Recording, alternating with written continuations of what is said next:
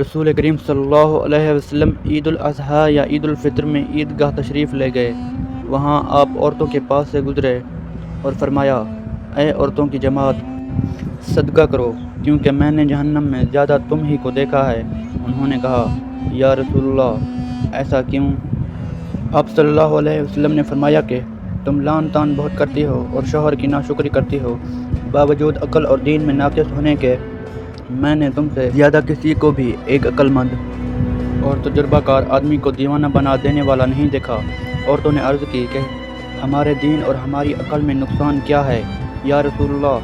آپ صلی اللہ علیہ وسلم نے فرمایا، کیا عورت کی گواہی مرد کی گواہی سے نصف نہیں ہے؟ انہوں نے کہا، جی ہے۔ آپ صلی اللہ علیہ وسلم نے فرمایا، بس یہی اس کی عقل کا نقصان ہے۔